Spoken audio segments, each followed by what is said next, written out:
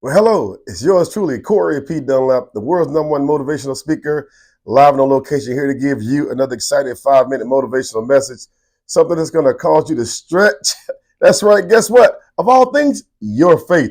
That's right, faith. We're going to talk about faith tonight. As a motivational speaker, I got to tell you something, you know what? That I live by to help me get to that next level that takes me from point A to point B. It is a word called faith. That's right. FAITH, that 5-letter word. That's right. Get you a total grip on this lesson today.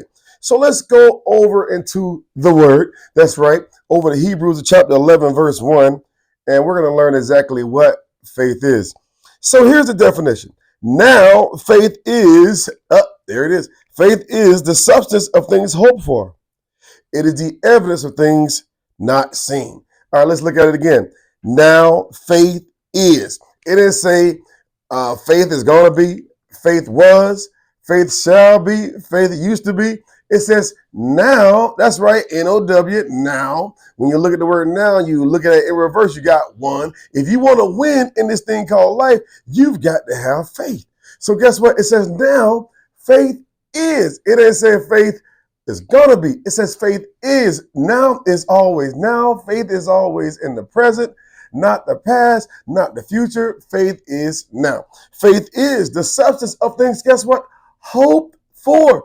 That's right, as Coach Corey telling you right now, as you hope in life, what are you hoping for? I don't care if it's in business, in relationship, educational, no matter what it is in the aesthetic arena of life, guess what? You've got to have faith. It says now faith is the substance.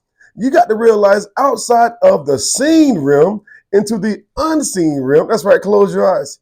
Can you see anything? That's right. But you know what? You don't see anything in the natural, but you're looking in the realm of faith.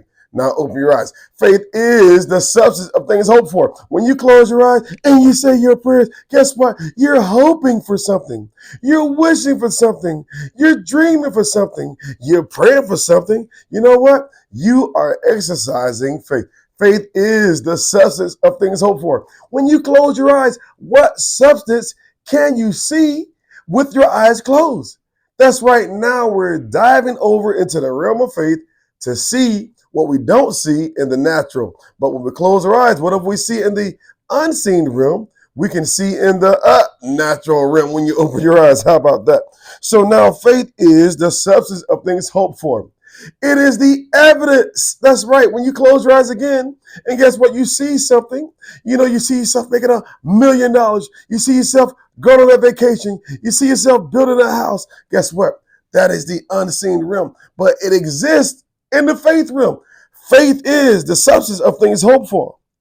It is the evidence of things not seen. That's right, seen with your natural eyes, but you see with your spiritual eyes. Do you realize, that's why I'm talking to you right now, watching this video right now. Do you realize that you are a 3-part being? What are you talking about, Coach Corey? I'm glad you asked that question.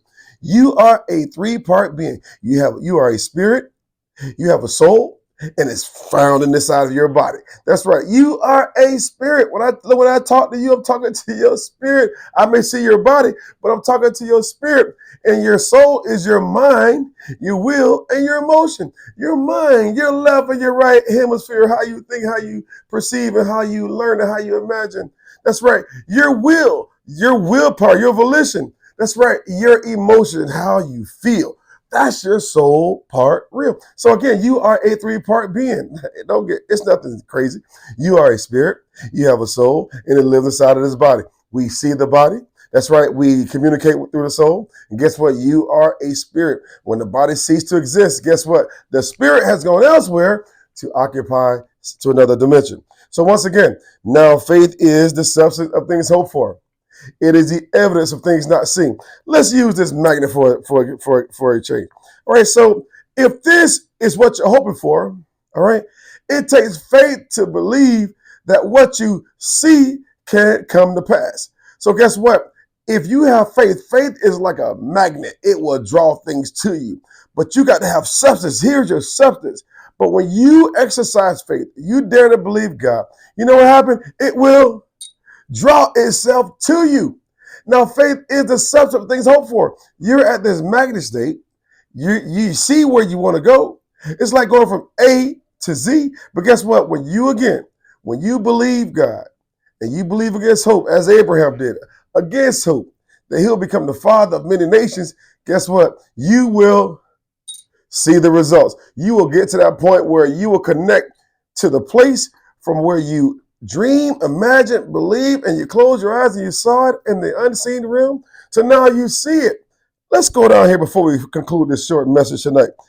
Without faith, it is virtually impossible to please God. You say you want to please God? You got to have faith. You want to please God? You got to have faith. How can I please God?